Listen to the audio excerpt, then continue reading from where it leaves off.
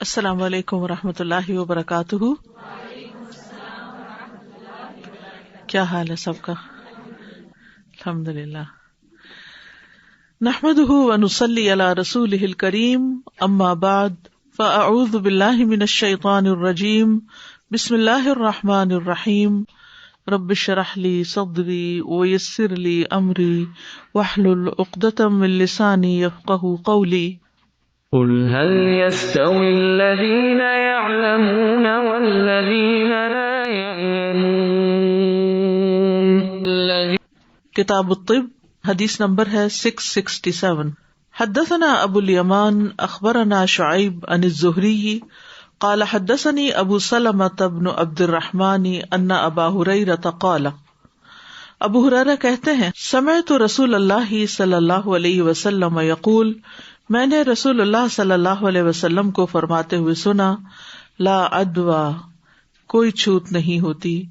قال ابو سلمة بن عبد الرحمن، ابو سلمہ بن عبد الرحمن کہتے ہیں سمعت ابا ہریرہ عن النبی صلی اللہ علیہ وسلم، میں نے ابو ہریرہ سے سنا، وہ نبی صلی اللہ علیہ وسلم سے روایت کرتے ہیں. قال، آپ نے فرمایا، لا تورد الممرد علی المصح، لا تورد، مت وارد کرو، مت لے جاؤ، الممردہ، بیمار اونٹوں کو، علی المصح، صحیح سلامت اونٹوں پر، یعنی جو صحت مند اونٹ ہیں ان پر ان کو مت لے جاؤ، ان کے ساتھ مکس مت کرو. وعن الزہری، اور زہری سے روایت ہے، قال اخبرنی سنان بن ابی سنان الدؤلی ان ابا ہریرہ رضی اللہ عنہ قال، ابو ہریرہ رضی اللہ عنہ کہتے ہیں، ان رسول اللہ صلی اللہ علیہ وسلم قال، کہ بے شک رسول اللہ صلی اللہ علیہ وسلم نے فرمایا، لا عدوی، کوئی چھوت نہیں ہوتی. فقام اعرابی، تو ایک اعرابی کھڑا ہو گیا، بدو کھڑا ہو گیا. فقال، پھر کہنے لگا، ارأیت الابل تکون فی الرمال، آپ نے دیکھا کہ جو اونٹ صحرا میں ہوتا ہے، ریت میں ہوتا ہے، امثال الظباء، وہ ہرن کی طرح ہوتا ہے، یعنی تیز بھاگتا ہے، صحت مند ہوتا ہے، ایکٹیو ہوتا ہے. فیأتیہ البعیر الاجرب، تو اس کے پاس ایک خارچی اونٹ آ جاتا ہے. فتجرب، تو وہ بھی خارش زدہ ہو جاتا ہے. قال النبی صلی اللہ علیہ وسلم، تو نبی صلی اللہ علیہ وسلم نے فرمایا، فمن عاد الاول، تو پہلے کو کس نے بیمار کیا تھا، یا پہلے کو کس نے چھوت لگائی تھی. تو اصل بات جو ان احادیث سے پتہ چلتی ہے، پچھلا باب شروع ہو چکا تھا، کچھ ہم نے اس میں پہلے بھی پڑھا اور کچھ یہاں بھی ہم دیکھیں گے کہ اصل حکم اللہ کا ہے. انسان کو ہمیشہ یہ یاد رکھنا چاہیے کہ کوئی چیز نقصان نہیں دے سکتی، نہ کوئی جراثیم، نہ کسی بیمار شخص کی بیماری، نہ کسی کی نظر، نہ کسی کا جادو، الا باذن اللہ، مگر جب تک اللہ کا اذن نہ ہو. اللہ کا اذن ہو تو انسان کو نفع یا نقصان پہنچتا ہے. یہ صرف نقصان میں نہیں، نفع میں بھی یہی حال ہے. یعنی نفع بھی انسان کو جو بھی پہنچتا ہے جب اللہ کا حکم اس کے لیے ہوتا ہے. اور ہر چیز کی تقدیر بھی اللہ تعالیٰ نے مقرر کی ہے. وَنَبْلُوكُمْ بِالْخَيْرِ وَالشَّرِّ فِتْنَةً، اللہ تعالیٰ ہمیں اچھے اور برے حالات کے ساتھ دنیا میں آزماتے ہیں. تو یہ سب چیزیں دراصل ہمارے امتحان کے لیے ہوتی ہیں. تو اصل اثر کون ڈالتا ہے؟ اللہ سبحانہ وتعالیٰ. ٹھیک ہے، یعنی اس کی نسبت کسی اور کی طرف نہیں کرنی چاہیے. یعنی سب کچھ اللہ کی طرف سے ہوتا ہے. اور یہ کہنا نہیں چاہیے کہ ایک خارش زدہ اونٹ نے باقی اونٹوں کو خارشی بنا دیا. اگر ایسا ہوتا تو دنیا میں پھر کوئی اونٹ بچتا ہی نہ.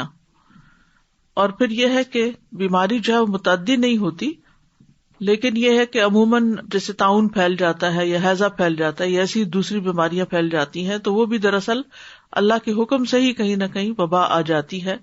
کچھ لوگ فوت ہو جاتے ہیں اس بیماری سے، اور کچھ اسی گھر میں صحت مند رہتے ہیں اور سلامت رہتے ہیں. اور اسی طرح ہاسپٹلز میں ڈاکٹرز جو ہیں وہ مریضوں کا علاج کرتے رہتے ہیں تو انہیں کچھ نہیں ہوتا. اگر بیماری کے اندر بذات خود طاقت ہوتی کسی کو بھی چمٹنے کی تو پھر کوئی نہ بچتا. حدثني محمد بن بشار حدثنا محمد بن جعفر حدثنا شعبہ قال سمعت قتادة عن انس بن مالک رضی اللہ عنہ عن النبی صلی اللہ علیہ وسلم، نبی صلی اللہ علیہ وسلم نے فرمایا، قال لا عدوى ولا طیرا، کہ نہ کوئی چھوت ہے نہ کوئی بدشگونی. وَيُعْجِبُنِي الْفَالُ مجھے فال اچھی لگتی ہے. قالوا وَمَا الْفَالُ تو پوچھا گیا کہ فال کیا ہوتی ہے. قال کلمۃ طیبۃ اچھی بات کرنا، عمدہ بات. تو اس سے بھی اچھی بات کی اہمیت کا پتہ چلتا ہے، نہ صرف یہ کہ وہ انسان کے اپنے لیے صدقہ ہوتی ہے، جیسے حدیث میں آتا ہے الکلمۃ الطیبۃ صدقہ، کہ اچھی بات کرنا صدقہ ہے. یعنی آپ کسی کو اس کی تکلیف میں، دکھ میں، پریشانی میں اس کو دلاسا دیتے ہیں، اس کی ہمت بندھاتے ہیں، اس کو امید دلاتے ہیں، تو اس سے کیا ہوتا ہے کہ انسان کا حوصلہ بڑھ جاتا ہے، انسان خوش ہو جاتا ہے، انسان کی تکلیف کم ہو جاتی ہے. تو یہ سب آپ کے لیے باعث اجر ہوتی ہے یہ بات. اسی طرح اگر کوئی شخص خوش ہے تو آپ اس کی خوشی میں شریک ہونے کے لیے اس کو مبارک دیتے ہیں، اس کو دعائیں دیتے ہیں، اس کی خوشی پر خوشی کا اظہار کرتے ہیں، تو یہ بھی آپ کے لیے ایک صدقہ لکھا جاتا ہے. تو الکلمۃ الطیبۃ صدقہ. تو یہاں پر بھی فال جو ہے وہ اچھی بات ہے. تو فال اور بدشگونی میں فرق ہے. فال جو ہے اللہ پر اچھا گمان کرنے کے طریقے سے ہوتی ہے، اور بدشگونی جو ہے وہ اللہ کو چھوڑ کر کسی اور چیز پر بھروسہ کرنا ہوتا ہے. ٹھیک ہے، کسی چیز کو اپنے لیے منحوس سمجھ لینا کہ یہ مجھے نقصان دے رہا ہے. اور فال میں یہ ہوتا ہے کہ انسان اللہ کی طرف سے اچھا گمان رکھتا ہے تو پھر اچھی بات کر سکتا ہے. مثلاً اگر کوئی بیمار ہے اور ہم کہتے ہیں آپ انشاءاللہ بالکل ٹھیک ہو جائیں گے، تو یہ کس پر گمان ہے؟ کون ٹھیک کرنے والا ہے؟ کون؟ اللہ سبحانہ وتعالیٰ. تو اسماء کہتے ہیں میں نے ابن عون سے فال کے بارے میں پوچھا تو انہوں نے کہا کہ اس کی مثال یہ ہے کہ اگر آپ بیمار ہوں اور آپ یا سالم اے سلامتی والے کے الفاظ سن لیں، کوئی آپ کو کہے سلامت رہو، یا آپ کا نام کچھ اس طرح اچھا سا پکارے، یا آپ کسی چیز کو تلاش کر رہے ہوں تو کوئی آپ کو کہے یا واجد اے پا لینے والے، یعنی مل جائے گی تمہیں. جیسے ہم اردو میں کہتے ہیں فکر نہیں کرو، بالکل تھوڑی دیر میں مل جائے گی، ادھر ادھر کہیں رکھی ہوگی. تو اس طرح کا جملہ جو ہے یہ ایک اچھی شگون ہوتا ہے، اچھی فال ہوتی ہے. نبی صلی اللہ علیہ وسلم ناموں سے بھی اچھی فال لیا کرتے تھے. آپ گھوڑوں کے نام، زمین کے، علاقوں کے اور انسانوں کے نام پوچھا کرتے تھے. اگر نام اچھا ہوتا تو آپ خوش ہوتے تھے، اور اگر نام برا ہوتا تو آپ کو یہ چیز بری لگتی تھی.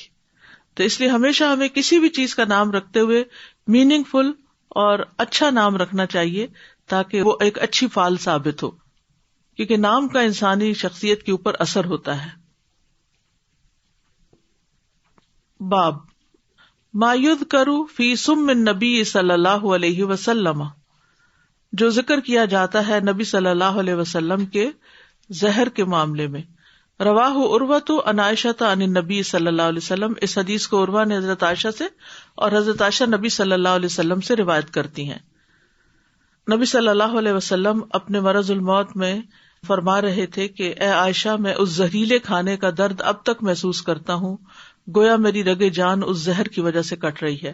یہ کون سا زہر تھا، کہاں سے آپ کو لگا، اس کی تفصیل اس حدیث میں آئے گی.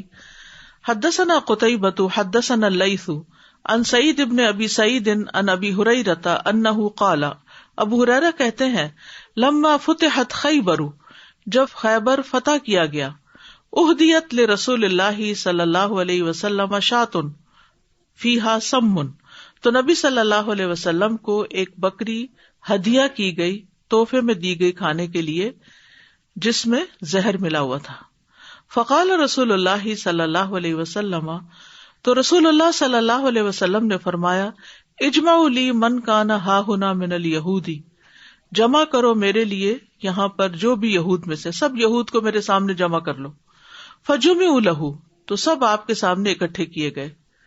فقال لهم رسول اللہ صلی اللہ علیہ وسلم، تو ان سے نبی صلی اللہ علیہ وسلم نے فرمایا، انی سائلکم عن شیء، میں تم سے کسی چیز کے بارے میں سوال کرنے والا ہوں. فہل انتم صادقی عنہ، کیا تم اس کے بارے میں مجھ سے سچی سچی بات کرو گے، سچ بات کرو گے، سچ بولو گے؟ فقالوا نعم، تو انہوں نے کہا جی ہاں. یا ابا القاسم، اے ابو القاسم. فقال لهم رسول اللہ صلی اللہ علیہ وسلم من ابوکم، تو ان سے رسول اللہ صلی اللہ علیہ وسلم نے پوچھا کہ تمہارا باپ کون ہے؟ قالوا ابونا فلان، تو کہنے لگے کہ ہمارے باپ فلاں ہیں. فقال رسول اللہ صلی اللہ علیہ وسلم کذبتم، تو رسول اللہ صلی اللہ علیہ وسلم نے فرمایا کہ تم نے جھوٹ کہا. بل ابوکم فلان، بلکہ تمہارا باپ تو فلاں ہے. فقالوا صدقت، تو انہوں نے کہا کہ آپ نے سچ کہا. وبررت، آپ بالکل ٹھیک کہہ رہے ہیں، ٹھیک بات کہی. فقال هل انتم صادقی عن شیء ان سألتکم عنہ، تو آپ نے فرمایا کہ کیا تم مجھ سے سچ بولو گے ایک چیز کے بارے میں جو میں تم سے پوچھوں گا. فقالوا نعم یا ابا القاسم، کہنے لگے جی ہاں اے ابو القاسم. ابو القاسم نبی صلی اللہ علیہ وسلم کی کنیت تھی. تو یہود جو تھے وہ آپ کو آپ کے نام کی بجائے یا رسول اللہ کہنے کی بجائے صرف آپ کی کنیت پکارتے تھے. وَإِن كَذَبْنَاكَ عَرَفْتَ كَذِبَنَا، اگر ہم نے آپ سے جھوٹ بولا تو آپ کو ہمارے جھوٹ کا پتہ چل جائے گا. کما عرفتہ فی ابینا، جیسا کہ آپ کو ہمارے والد کے بارے میں پتہ چلا. قال لهم رسول اللہ صلی اللہ علیہ وسلم، رسول اللہ صلی اللہ علیہ وسلم نے فرمایا من اہل النار، اہل النار کون ہے؟ فقالوا نکون فیہا یسیرا، ہم اس میں تھوڑے دن کے لیے ہوں گے، جیسے قرآن مجید میں آتا لن تمسنا النار الا ایاما معدودہ ثم تخلفوننا فیہا، پھر تم ہمارے بدلے اس میں آ جاؤ گے، یعنی تم ہمارے خلیفہ بن جاؤ گے وہاں. فقال لهم رسول اللہ صلی اللہ علیہ وسلم، تو رسول اللہ صلی اللہ علیہ وسلم نے فرمایا اخسؤوا فیہا، اسی میں پڑے رہو. واللہ لا نخلفکم فیہا ابدا، اللہ کی قسم ہم تمہارے پیچھے اس میں کبھی آنے والے نہیں ہیں. ثم قال لهم فهل انتم صادقی عن شیء، پھر آپ نے ان سے پوچھا کیا تم میرے سے ایک بات کے بارے میں سچ بولو گے؟ ان سألتکم عنہ، اگر میں تم سے اس بارے میں پوچھوں. فقالوا نعم، تو انہوں نے کہا کہ جی ہاں. فقال، تو آپ نے فرمایا هل جعلتم فی هذه الشاة سما، کیا تم لوگوں نے اس بکری میں زہر ملایا ہے؟ فقالوا نعم، تو بولے ہاں. فقال ما حملکم علی ذلک، تو آپ صلی اللہ علیہ وسلم نے فرمایا کہ تمہیں اس چیز پر کس چیز نے آمادہ کیا؟ فقالوا اردنا ان کنت کذابا، کہنے لگے کہ ہم نے سوچا کہ یا ہم نے ارادہ کیا کہ اگر تو آپ جھوٹے نبی ہوئے نستریح منک، تو ہم آپ سے راحت پا جائیں گے. وَإِن كُنتَ نَبِيًّا لَمْ يَضُرُّكَ، اور اگر آپ سچے نبی ہوئے تو آپ کو یہ زہر نقصان نہیں دے گا. تو نبی صلی اللہ علیہ وسلم پر زہریلے گوشت کے پورے اثرات تو نہیں ہوئے، لیکن کچھ اثر ضرور ہوا جس کا آپ کی زندگی کے آخر تک آپ کو تکلیف محسوس ہوتی تھی. لیکن آپ کے ایک اور صحابی تھے براء بن بشر بن معرور، تو بشر بن معرور پر یہ زہر جو تھا اثر کر گیا اور وہ فوت ہو گئے. اور یہود کا یہ خیال صحیح ثابت ہوا کہ اللہ تعالیٰ نے اس زہر کے ذریعے نبی صلی اللہ علیہ وسلم کو مطلع کر دیا، تو آپ نے پھر اس کے بعد لقمہ نہیں اٹھایا، تھوڑا سا بس جو چکھا تھا اس کا اثر آخر تک رہا. بکری کا زہر آلود گوشت پیش کرنے والی سلام بن مشکم کی بیوی زینب بنت حارث تھی. اس نے کہا آپ نے میرے باپ، خامن، چچا اور بھائی کو قتل کیا ہے اور میری قوم کو بہت سے نقصان سے دوچار کیا، اس لیے میں نے چاہا کہ اپنے غصے کی آگ بجھاؤں اور آپ سے بدلہ لوں. اگر آپ سچے رسول ہیں تو گوشت بول کر آپ سے کہہ دے گا، اور اگر آپ دنیا دار بادشاہ ہیں تو ہمیں آپ سے راحت مل جائے گی. رسول اللہ صلی اللہ علیہ وسلم کے ہمراہ اس وقت بشر بن برا تھے جو اسی موقع پر شہید ہو گئے.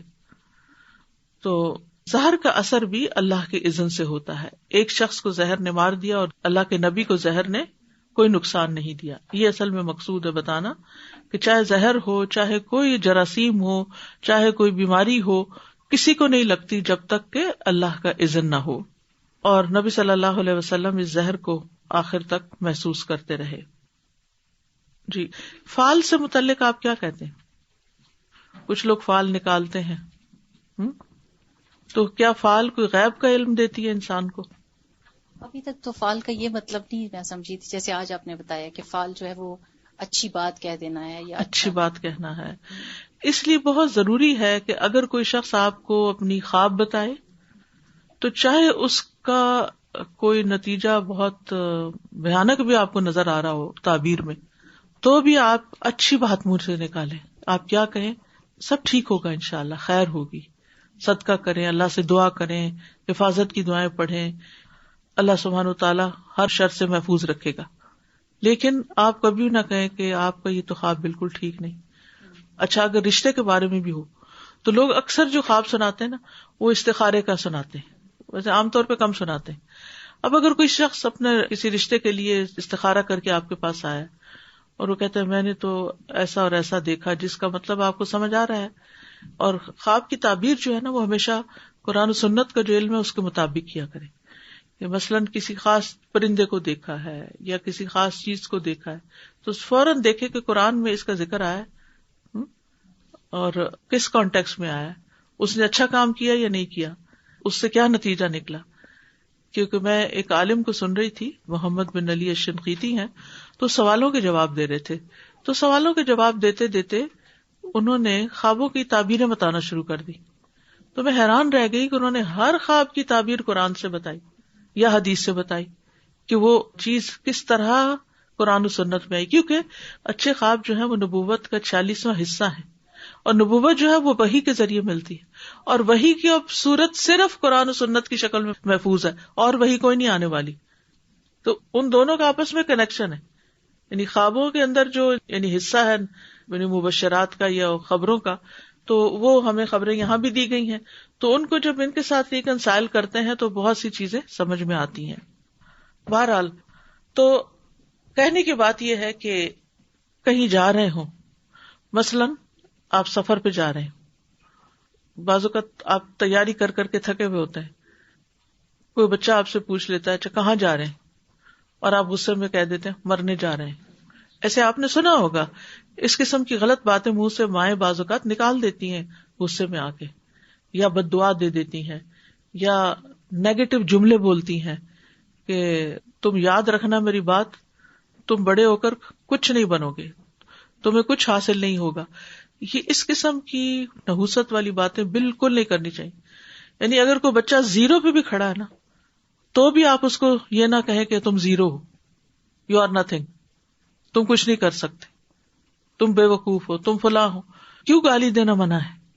گالی بھی تو لفظ ہی ہوتا ہے، اسی لیے منع ہے کہ وہ انسان کے اوپر منفی اثرات ڈالتی ہے. کسی کو تانا دینا کیوں منع ہے؟